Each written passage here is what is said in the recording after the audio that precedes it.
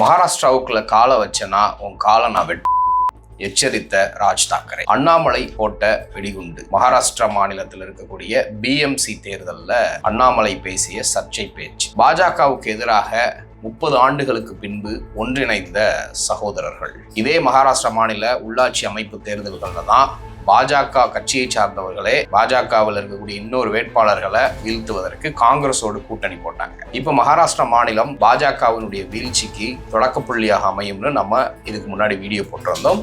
அதற்கு வலு சேர்க்கிற மாதிரி தாக்கரே சகோதரர்கள் இப்போ ஒன்று சேர்ந்திருக்கிறாங்க. தமிழ்நாட்டுல பராசக்தி படத்துல எப்படி தீ பரவட்டும் அப்படிங்கிற முழக்கம் ஹிந்தி திணிப்புக்கு எதிராக ஒரு பிரச்சாரமாக அமைந்த சம்பவங்களை ஒரு தொகுப்பாக படமா காட்டினதோ இப்போ அது ரியல் டைம்ல மகாராஷ்டிரா மாநிலத்துல பரவ தொடங்கியிருக்குன்னே சொல்லலாம். ஹிந்திய திணிக்க முயற்சி செஞ்சீங்கன்னா நாங்க எட்டி உதைப்போம்னு ராஜ் தாக்கரே எச்சரித்திருக்கிறார். அது மட்டும் இல்லாம பாரதிய ஜனதா கட்சி எப்படி மகாராஷ்டிரா மாநிலத்தை கொள்ளையிடுது, அதானிக்கு தார வார்த்து கொடுக்குது, 2014க்கு பின்பு அதானியினுடைய அசுர வளர்ச்சி எப்படி இருக்கிறது, அதை ஏன் மகாராஷ்டிராவை குறிவைக்கிறாங்க அப்படின்னு படம் போட்டு காட்டி இருக்கிறார் ராஜ் தாக்கரே. இதை பத்தி ஒரு விரிவான வீடியோவை தான் இந்த வீடியோ நம்ம பார்க்க போறோம்.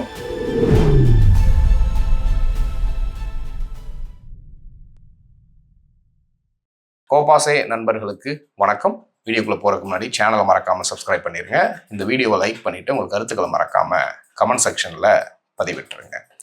மகாராஷ்டிரா மாநிலத்துல பிஎம்சி தேர்தல், அதாவது மகாராஷ்டிராவினுடைய தலைநகரான பாம்பே முனிசிபல் கவுன்சிலுடைய தேர்தல். அந்த மும்பை முனிசிபாலிட்டி அப்படிங்கிறது இந்தியாவிலேயே மிகப்பெரிய அளவுல ஒரு பணக்கார மாநகராட்சி அப்படின்னு சொல்லலாம். இப்ப கோவா, மிசோரம், நாகாலாந்து போன்ற சிறிய மாநிலங்கள் இருக்கு இல்லையா, அந்த மாநிலத்தினுடைய ஆண்டு பட்ஜெட்டே பார்த்தீங்கன்னா ஒரு 50,000 கோடி 70,000 கோடி அந்த அளவுக்கு தான் ஒரு வருடத்திற்கான பட்ஜெட்டே இருக்கு. ஆனா மகாராஷ்டிரா மாநிலத்தினுடைய கார்பரேஷன், மும்பை கார்பரேஷன் பார்த்தீங்கன்னா இருக்கிறதுலே இந்தியாவிலே ஒரு பணக்கார நகரம். இருக்கக்கூடிய எல்லா பணக்காரர்களும் அங்கதான் இருக்கிறாங்க. அதுக்கு பின்பு தான் டெல்லி, குருகிராம் போன்ற மாநில இடங்களே வரும். ஸோ இப்போ அந்த மகாராஷ்டிராவில் இருக்கக்கூடிய அந்த பிஎம்சின்னு சொல்லக்கூடிய பாம்பே மாநகராட்சிக்கான தேர்தலை அறிவிச்சிருக்கிறாங்க. 2022ஆம் ஆண்டுல இருந்தே பார்த்தீங்கன்னா அங்கு மாநகராட்சி தேர்தல் நடக்காம வச்சிருந்தாங்க. எப்படி எடப்பாடி அவர்கள் தமிழ்நாட்டில் ஆட்சி செஞ்சுட்டு இருக்கிற உள்ளாட்சி அமைப்பு தேர்தல்கள், நகராட்சி மாநகராட்சி அமைப்பு தேர்தல்கள் எல்லாம் பல ஆண்டுகளாக நடத்தாம வச்சு IAS IPS அதிகாரிகளை வச்சு நிர்வாகம் பண்ணாங்க இல்லையா, அதே மாதிரி தான் பாரதிய ஜனதா அதனோடு கூட்டணியில் இருக்கக்கூடிய ஏக்நாத் ஷிண்டே, அஜித் பவார் தலைமையிலான கூட்டணி அங்கு தோத்து போயிரும் அப்படிங்கிற பயத்துல இப்ப வரைக்கும் நடத்தாம இருந்தாங்க. இப்ப வேற வழி இல்லாம நீதிமன்றத்தினுடைய அழுத்தம், எதிர்கட்சிகளுடைய அழுத்தத்தின் காரணமாக அங்க தேர்தல் நடத்தப்படுது. இது எல்லாத்தையும் தாண்டி அந்த மாநிலத்துல மான்சூன் சீசன்ல அடிக்கடி மழை வரும். சாதாரணமாகவே அங்க மழை அடிக்கடி வரும். ரோட்ல நிறைய பெரிய அளவுக்கான பிரச்சனைகள் வருது. ரோடு சரி பார்க்க முடியல அப்படிங்கிற மக்கள் மத்தியில எழும்பிய கோபத்தின் காரணமாக இப்போ அங்க ஆட்சி செஞ்சுட்டு இருக்கக்கூடிய பாஜக தலைமையிலான கூட்டணி அரசு வேற வழியே இல்லாம ஒரு அழுத்தத்திற்கு தள்ளப்பட்டிருக்கிறாங்க. அங்கு உள்ளாட்சி, நகராட்சி, மாநகராட்சி தேர்தல்களை நடத்தியே ஆகணும். ஸோ இந்த பிஎம்சி தேர்தலில் பாஜகவுக்கு ஆதரவாக பிரச்சாரம் பண்றதுக்கு தான் அண்ணாமலை மகாராஷ்டிரா போறாரு. அங்க போய் ஒரு விஷயத்தை கொளுத்தி போட்டிருக்கிறாரு. அந்த கொளுத்தி போட்ட விஷயம் இப்போ மகாராஷ்டிராவில் தாக்கரே சகோதரர்களுக்கும் இந்தியா கூட்டணியில் இருக்கக்கூடிய கட்சி தலைவர்களுக்கும் ஒரு நல்ல வாய்ப்பாக அமைஞ்சிருக்கு அப்படின்னு சொல்லலாம். அண்ணாமலை அப்படி என்ன சொன்னாரு? அண்ணாமலையை இப்போ எதிர்த்து என்ன பேசியிருக்கிறாங்கன்னா, ராஜ் தாக்கரே, அண்ணாமலை நீ ஒரு ரசமலாய், தமிழ்நாட்டில இருந்து ஒரு ரசமலாய் கண்டமானிக்கே மகாராஷ்டிராவில் பேசிட்டு போகுது, அது திரும்ப மகாராஷ்டிராக்குள்ள கால் வச்சுச்சுன்னா கால அப்படின்னு எச்சரிச்சிருக்கிறாரு ராஜ் தாக்கரே. இந்த ராஜ் தாக்கரே உத்தவ் தாக்கரே கூட 30 வருஷத்துக்கு மேலாக பனிப்போர் கொண்டிருந்தாரு. பேசாம இருந்தாங்க, இணையாம இருந்தாங்க. அவர் பல இடங்கள்ல பாஜகவுக்கு ஆதரவாக செயல்பட்டு இருக்கிறாரு. ஏன் 2 வருடங்களுக்கு முன்பாகவே ராஜ் தாக்கரே பாஜக கூட தான் இருந்தார் அப்படிங்கிறத பாக்குறோம். ஸோ இப்போ அண்ணாமலையை எச்சரித்திருக்கிறார். அண்ணாமலை என்ன பேசினார் அப்படின்னு பாத்தீங்கன்னா, மகாராஷ்டிராவில் மும்பை அப்படிங்கிற ஒரு நகரம் இருக்குது. அந்த நகரம் மகாராஷ்டிராவுக்கு மட்டுமே சொந்தம் கிடையாது. அது ஒரு சர்வதேச நகரம். அதை நீங்க சரியான முறையில பாதுகாக்கணும்னா பிஜேபிக்கு வாக்களிங்க அப்படிங்கிற தொனியில அவரு பிரச்சாரம் பண்ணியிருக்கிறாரு. இது அந்த மாநிலத்துல பெரிய அளவுக்கு ட்ரிகர் ஆயிருக்குது. ஏன் அப்படின்னா, அந்த மும்பை அப்படிங்கிற மாநகரத்தை மையமா கொண்டுதான் இந்த சிவசேனா கட்சியினர் ஆட்சியவே பிடிச்சாங்க.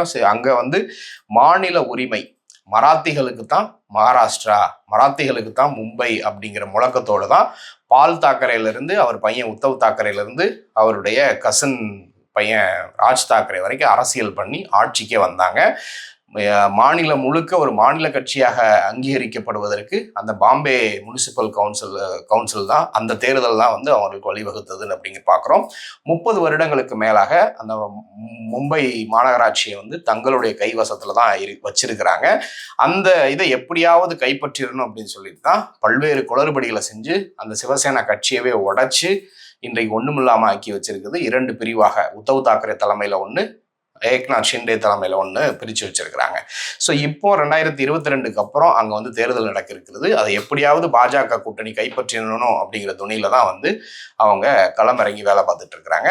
அந்த தேர்தல் பிரச்சாரத்தில் தான் வந்து அண்ணாமலை அவர்கள் வந்து இப்படி ஒரு கருத்தை சொல்லியிருக்கிறாரு. இப்போ இந்த கருத்தை ராஜ் தாக்கரே வந்து கண்டம் பண்ணி பேசியிருக்கிறாரு. அது மட்டும் இல்லாமல் ஹிந்தி திணிப்புக்கு நாங்கள் எதிரானவர்கள், மகாராஷ்டிராவில் மராத்தி தான் அப்படிங்கிற முழக்கத்தை கையெடுத்திருக்கிறாரு. எப்படி தமிழ்நாட்டில் இப்போ பராசக்தி படம் வந்து அந்த ஹிந்தி திணிப்புக்கு எதிராக தமிழ்நாட்டில் எப்படி வந்து ஒரு பெரிய எழுச்சி உருவாகி இந்தியா முழுக்க அது பரவி பெரிய அளவுக்கு உயிர் சேதங்கள்லாம் ஏற்பட்ட பின்பு இருமொழி கொள்கைக்கு வித்திட்டதோ தமிழ்நாட்டில், அந்த சம்பவம் வந்து இப்போ மகாராஷ்டிராவில் திரும்பவும் ஆரம்பிக்குதா அப்படிங்கிற ஒரு சந்தேகத்தை எழுப்புது. ஏன்னா சமீபத்தில் தேவேந்திர ஃபட்னவிஸ் அவர்கள் வந்து மீண்டும் முதல்வராக வந்ததுக்கு அப்புறம் ஒரு சுற்றறிக்கை விட்டாங்க. கவர்மெண்ட் ஆர்டர் வந்து ஒன்று போடுறாங்க. மகாராஷ்டிராவில் மும்மொழி கட்டாயம், 3வது மொழியாக கண்டிப்பான முறையில் எல்லா பள்ளிக்கூடங்களிலும் நீங்கள் ஹிந்தி கற்பிக்க வேணும்னு ஒரு சர்க்குலர் விடுறாங்க. அந்த சர்க்குலருக்கு எதிராக பெரிய அளவுக்கு எதிர்ப்பு மகாராஷ்டிரா மாநிலத்தில் கிளம்புது. ஓரிரு வாரங்கள்லயே அந்த சர்க்குலரை திரும்ப பெறுறாங்க. இப்போ சமீபத்தில் 2 வீக்ஸ் பேக் வந்து தேவேந்திர ஃபட்னவிஸ் வந்து பேசுறாரு, நமக்கு வந்து அவரவர் தாய்மொழி முக்கியம், நமக்கு மராத்தி முக்கியம் அப்படின்னு பேசுற அளவுக்கு பாஜக வந்து ஒரு பெரிய நிர்பந்தத்துக்கு உள்ளானாங்க அப்படிங்கிறத பார்க்குறோம். பாஜகவினுடைய திட்டம் என்ன?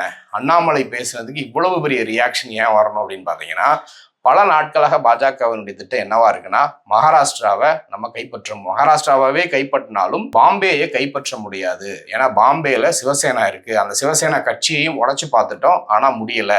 சிவசேனா கட்சியை நீங்க உடைச்சாலும், சிவசேனா கட்சியினுடைய சின்னத்தை நீங்க ஏக்நாத் ஷிண்டே குரூப்புக்கு கொடுத்தாலும், அந்த பாம்பே நகரத்தில் இருக்கக்கூடிய மக்கள் வந்து பால் தாக்கரே, உத்தவ் தாக்கரே, ராஜ் தாக்கரே, அந்த தாக்கரே குடும்பத்திற்காக தான் ஓட்டு போடுவாங்களே தவிர்த்து வேற கட்சி சின்னத்துக்காகவோ அதுக்கோ ஓட்டு போட மாட்டாங்க அப்படிங்கிறத பாஜக உணர்ந்ததுனால தான் அந்த மும்பை அப்படிங்கிற பகுதியவே பேசாம யூனியன் டெரிட்டரியை அனௌன்ஸ் பண்ணிடுவோம், இந்தியாவினுடைய ஃபினான்ஷியல் கேபிட்டல் அந்த பகுதி, அதனால அதை அனௌன்ஸ் பண்ணிடலாம் அப்படிங்கிற துணியில தான் அண்ணாமலை போன்றவர்கள் பேசுறதுனால. இந்த பேச்சு இன்னைக்கு மட்டும் இல்லை, பல நாட்களாக பாஜக காரர்கள் பேசிட்டு இருக்கிறாங்க. எப்படி தமிழ்நாட்டில் வந்து கொங்கு பகுதியை வந்து யூனியன் டெரிட்டரி ஆக்கிரும், தமிழ்நாட்டில் நம்ம ஆட்சியை பிடிக்க முடியாது, அதனால ஒன்றை வந்து இப்படி ஆக்கிரும் அப்படி ஆக்கிரும்னு இந்த 2021-22 காலகட்டங்களில் திமுக தலைமையிலான அரசு வந்த உடனே பேச ஆரம்பிச்சாங்க இல்லையா, அதே மாதிரி தான் இப்போ அண்ணாமலை அங்கே போய் பேசியிருக்கிறாரு. அதுக்கு பதிலடி கொடுக்குற விதமா ராஜ் தாக்கரே பேசியிருக்கிறாரு. லுங்கியை கலட்டி எரிஞ்சு ஓட விட்டுருவோம், உள்ள வராத அப்படிங்கிற லெவல்ல பால் தாக்கரே காலகட்டத்தில் பின்பற்றிய அந்த அரசியல் பாணியை இப்போ தாக்கரே சகோதரர்கள் கையில் எடுத்திருக்கிறாங்க. இப்போ சமீபத்தில் ஓரிரு மாதங்களுக்கு முன்பாக தான் பிரிந்திருந்த சகோதரர்கள் இந்த உள்ளாட்சி அமைப்பு தேர்தல்களை போட்டியிடுவதற்காக ஒன்றிணைந்தாங்க ஒரு சைடு. இன்னொரு சைடு பார்த்தீங்கன்னா அதானி அவர்கள் இவர் சரத்பவார் ஒரு பார்ட்டி வைக்கிறாரு. அந்த பார்ட்டியில அஜித் பவாரும் கலந்துக்கிறாரு, அதானியும் கலந்துக்கிறாங்க.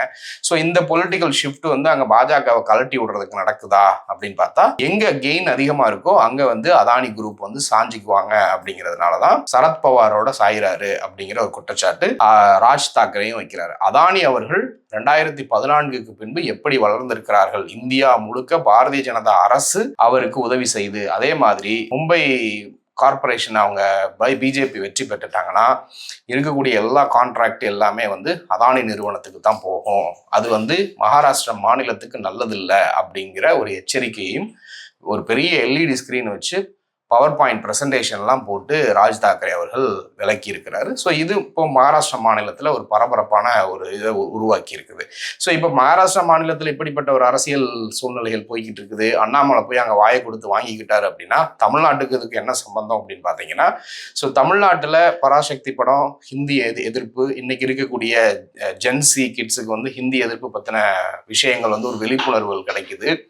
இதே மாதிரியான அரசியல் பேட்டர்ன் வந்து பாஜகவுக்கு எதிராக மகாராஷ்டிரா மாநிலத்திலையும் நடக்க இருக்கு. ஹிந்திக்கு எதிரான விஷயங்கள் நடக்க இருக்குது. மாநில உரிமைகள் அங்கே பேசப்படுது.